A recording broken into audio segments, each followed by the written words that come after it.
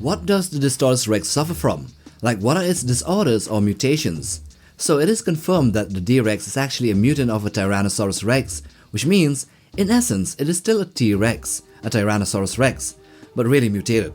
But then again, it doesn't look like one at all. This new mutant dinosaur has an appearance that makes us think that Gareth Edwards, who directed Godzilla 2014, actually pressed the CGI artist to adopt a few elements of the female Muto into that design of the Distortus Rex in this movie. But I digress here. Anyway, in order to assess what is wrong with the new rebirth dinosaur, this mutant, we must first compare it to a normal clone specimen of the Tyrant Lizard King, the T-Rex. Let's begin. So firstly, when we take a look at these two dinosaurs side by side, we would agree that they look like two animals of two different species.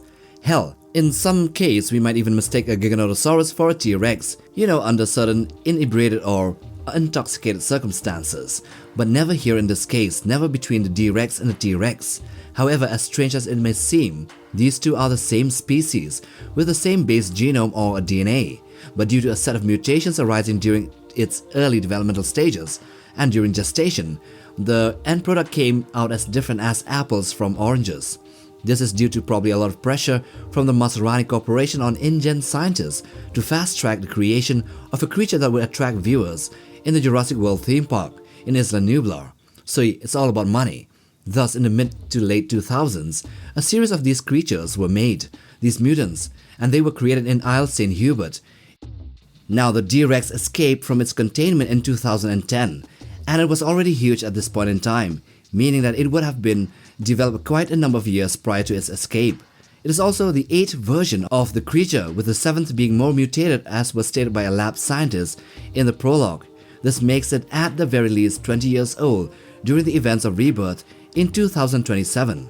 And over those many years, it had carved a space for itself in the ecosystem, not unlike the regular T-Rex, which hunts in and around aquatic places, waiting for prey to come for water. However, unlike the T-Rex, it is way bigger. It has longer forearms, 2 extra limbs, a bulging forehead, and a hunched back.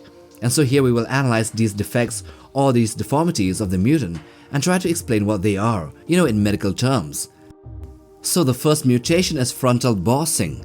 So when you take a look at its face, immediately the first thing that comes to your mind is the massive forehead or the frontal part of the skull. This is called frontal bossing, and it can be a result of genetic mutations, either inherited or occurring spontaneously in an individual. It is commonly seen in various genetic syndromes and developmental disorders that affect bone growth, skull formation, or metabolism. For example, there is achondroplasia, which is caused by a mutation of the FGFR3 gene in the DNA, resulting in abnormal bone growth and typically featuring a prominent forehead. Similarly, there is also the Crozon syndrome, which is linked to the FGFR2 gene mutation, affecting skull development and often including frontal bossing as part of its presentation. In all these cases, the feature arises as a secondary consequence of abnormal bone or cranial development driven by underlying genetic mutations. So one of these things might probably be the cause of that big-ass forehead of the D-Rex. Now let's take a look at the second mutation. See, the second thing that sticks out when we look at the D-Rex is that it walks like a gorilla, and that means it has very long front limbs, disproportionately longer than the hind limbs. This shouldn't be the case since it is based on a T-Rex genome, and we all know the size of the arms of the Tyrant Lizard King.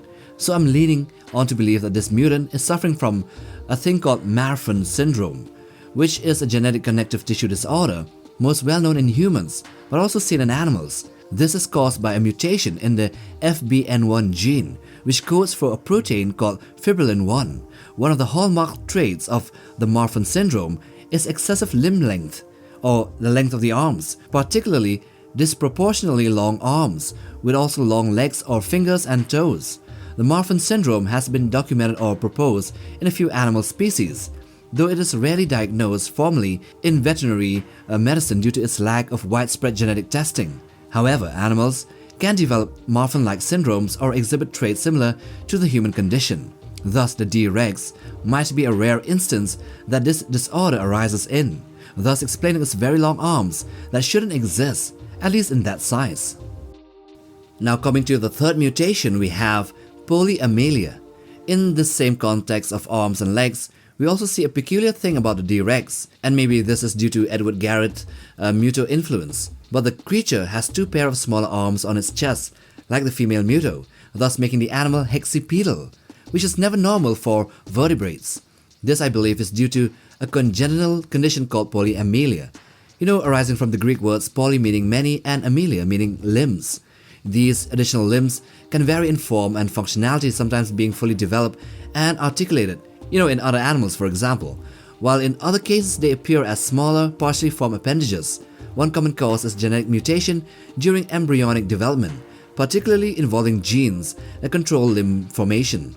Although polyamelia is uncommon, it has been observed in a variety of animal species, like lizards, cattle, and goats, which are among the most frequently reported cases. So I don't really see why this won't be the case for the Distortus Rex too. I mean, it has extra limbs. Hey, if the shoe fits, wear it. Now coming over to the fourth mutation, this is kyphosis. See, when we closely examine the D-Rex, we also see that it has a hunch posture. This is called kyphosis in medical terms. Kyphosis in animals is a spinal deformity characterized by an abnormal dorsal curvature of the spine, resulting in a hunch or arched back. This is different from scoliosis, which has a horizontal shift in the spine. This one has more like a vertical hunch. See, in animals, kyphosis can be caused by a number of factors. One of the most common is congenital malformation, where the vertebrae develop abnormally during gestation, leading to a wedge or a fused vertebrae that cause the spine to curve. The symptoms of kyphosis depends on its severity and underlying cause. In mild cases, the animal may simply appear to have a slightly arched back with no noticeable discomfort or mobility issues, which is probably what the D-Rex has, a mild case of dyskyphosis. Seems that the mutant has more disorders than any other animal can survive with normally, in normal circumstances, which leads me to believe this was done by purpose by the scientists. And the fifth mutation is gigantism. The D-Rex in Jurassic World, being a mutated version of the Tyrannosaurus Rex, is notably larger, being about 14.5 meters or 47 feet long and 8 meters or 26.2 feet tall, compared to the typical T-Rex, which is around 12 to 13 meters long and 5 meters tall. This substantial increase in size could be plausibly explained by a case of gigantism resulting from a mutation in the genes regulating growth hormone production and release. In vertebrates, growth and body size are primarily regulated by the growth hormone or insulin-like growth factor, which is called the GH/IGF axis. In this scenario, the D-Rex's enhanced stature could stem from a mutation of that upregulated GH secretion or growth hormone secretion, or maybe even a prolonged production causing skeletal and muscular tissues to grow beyond typical species limits. This kind of size increase due to growth hormone pathway mutations is supported by real-world examples in both humans and animals, such as pituitary gigantism or selective inbreeding in livestock for size. The D-Rex's abnormal proportions, especially the extra height, is consistent with such hormonal imbalances during early and mid-development, which makes it one of the biggest, if not the biggest, land carnivore in the Jurassic franchise. The Distortus Rex is a heavily mutated creature and is the star of the movie, no doubt. It is one of the few things that I like about the movie. I'm not saying that I don't like the movie, but I'd rank it like 7 out of 10, probably. Anyway, with that we end this video on the 5 mutations of the Distortus Rex. If you like this video, then watch this other one too, the one in the end screens. And also do check out our channel for other dragon, dinosaur and monster content, or things we haven't seen before. Like, subscribe, and we'll see you guys in the next one. Take care, fam.